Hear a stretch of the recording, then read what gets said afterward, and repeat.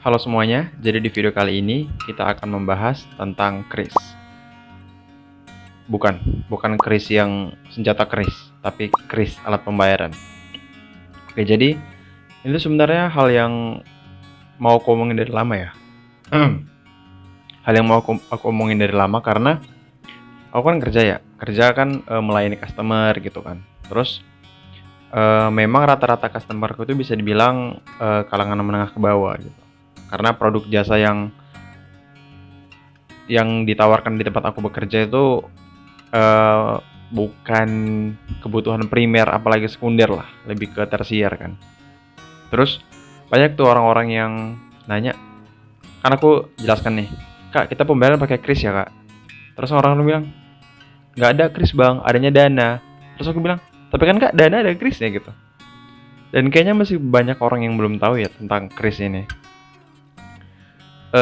Recap sedikit, kris itu alat pembayaran yang dikeluarkan Bank Indonesia pada tahun 2017. Jadi ini tuh semacam metode pembayaran yang memudahkan kita untuk membayar barang-barang yang kita beli gitu. Paling gampang sih di merchant-merchant atau tempat-tempat umum ya. Contohnya kayak warung, sekarang di warung bisa, di tempat makan bisa, di tempat beli barang bisa, di mana-mana yang tokonya itu menggunakan kris gitu. Nah, kris ini salah satu inovasi yang sangat bagus lah kalau aku bilang ya, karena ini tuh benar-benar mempermudah bagaimana aku membayar gitu, bagaimana kita membayar. Jadi nggak perlu transfer yang repot-repot ngetik nomor rekening. Jadi kita tinggal scan sebuah QR code, terus kita masukin PIN dari mobile banking kita, terus jadi bayar gitu. Aku sendiri pakai kris. Aku tuh awalnya nggak terlalu peduli dengan kris. Dalam artian aku masih selalu menggunakan cash gitu. Namun semenjak kuliah kartu ATM gue hilang, terus diganti ke Livin by Mandiri kalau nggak salah waktu itu. Diganti ke Livin, terus aku coba lah pakai kris kan, karena diinstalkan sama Teller Bank ya kan. Teller atau CS itu ya? Ya CS deh. Diinstalkan CS-nya, terus itu aku mulai menggunakan kris dan itu sangat-sangat bagus dan sangat-sangat mudah menggunakannya gitu. Sejak saat itu aku mulai menggunakan kris terus sih. Kecuali di tempat-tempat yang memang nggak bisa pakai kris ya, dan harus cash biasanya. Nah itu soal kris. Jadi kayaknya orang-orang Indonesia ya masih banyak yang belum tahu kris itu apa gitu. Padahal udah banyak dijelasin kalau kris itu kan metode pembayaran ya.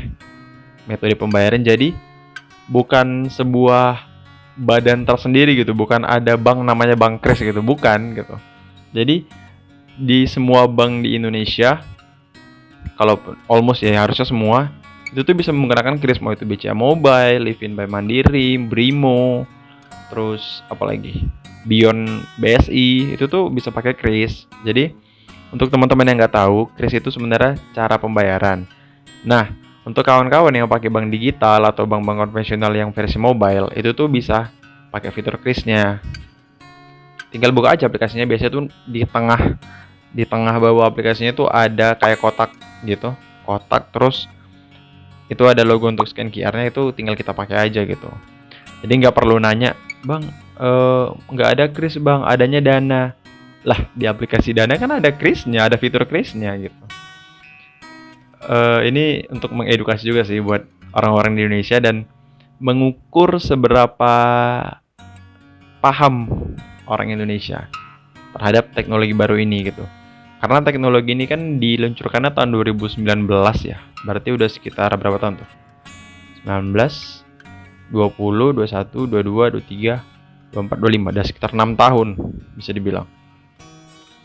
Tapi masih banyak orang yang belum tahu gitu tentang kris, dan masih banyak yang masih ragu menggunakannya gitu. Padahal ini tuh salah satu inovasi yang cukup berhasil dari pemerintah gitu. Salah satu hal yang berguna yang diciptakan pemerintah itu kris menurutku. Karena benar-benar kepake gitu, kita semua menggunakannya. Bahkan Presiden Trump, bahkan Donald Trump, Presiden Amerika, dia tuh kan sampai ingin mengancam kris kan. Maksudnya mengancam Indonesia untuk menggunakan Visa dan Mastercard yang tidak praktis itu. Dan tentu saja harusnya Indonesia jangan goyang dong, karena metode pembayaran ini kan ciptaan kita sendiri ya.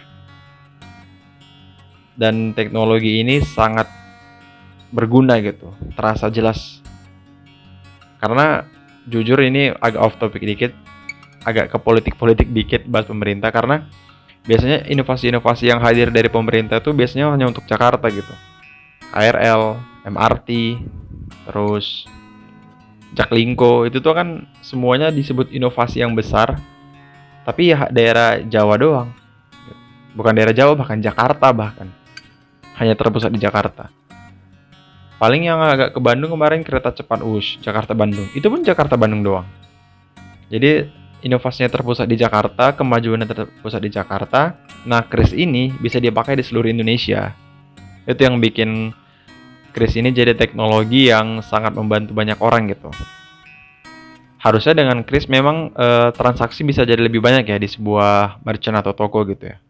Karena kan semakin mudah metode pembayarannya, biasanya semakin gampang, semakin banyak orang bertransaksi gitu, karena mudah kan, nggak perlu bawa cash. Jadi orang yang lupa bawa uang gitu atau lupa bawa dompet dan cuma punya HP itu bisa langsung bayar gitu.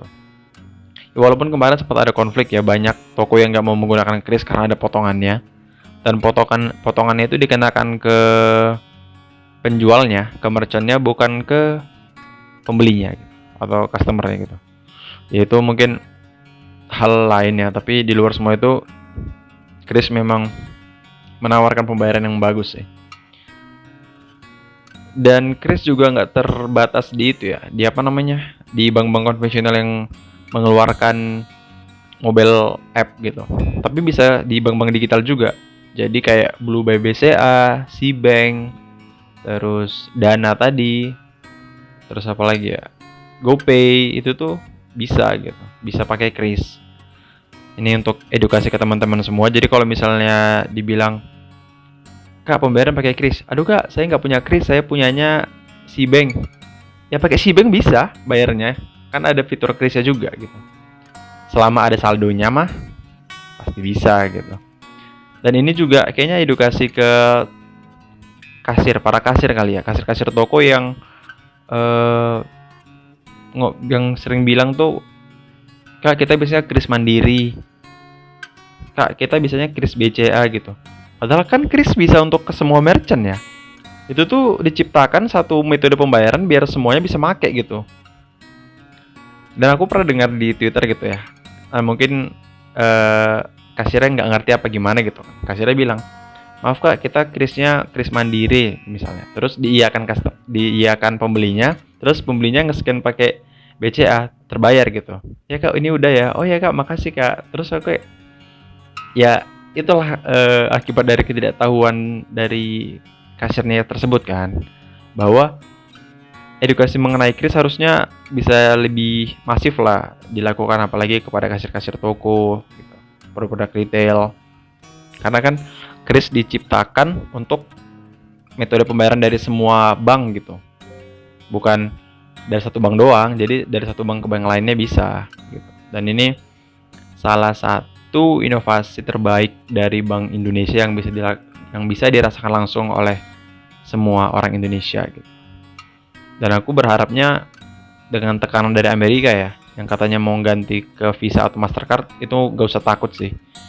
Kita harus bisa mempertahankan Kris sebagai metode pembayaran terbaik, termudah. Dan sisi negatifnya mungkin ya orang Indonesia jadi lebih banyak belanja dan lebih banyak berkurang gitu uangnya. Ya tapi itu candaan doang lah kan, karena semakin mudah pembayaran, semakin mudah kita mengeluarkan uang. Dan itu yang membuat orang Indonesia kayak dompetnya jadi kosong dan menipis. Ya itu off topic. Ya mungkin segitu aja untuk video kali ini. Ini adalah keresahanku yang kesekian kalinya setelah bekerja sebagai frontliner. Menghadapi orang-orang tuh memang butuh kesabaran. Mungkin nanti aku bakal buat video ya, gimana rasanya bekerja sebagai frontliner dan bagaimana menghadapi orang-orang Indonesia, masyarakat feodal yang terbiasa, yang suka dilayani gitu. Seakan-akan ketika mereka dilayani, mereka adalah raja dan bisa mengatakan apapun gitu. Ya, itu bakal jadi satu video yang terpisah sih. Aku membahas pengalamanku bekerja sebagai frontliner. Oke, segitu aja untuk video kali ini. Kalau ada masukan atau saran, silakan komen. Dan kalau kalian suka video yang kayak gini, silakan like. Kalau nggak suka, di dislike aja. Dan aku mungkin bisa minta saran ya, topik-topik apa yang mungkin bisa aku bahas ke depannya. Oke, segitu aja. Thank you.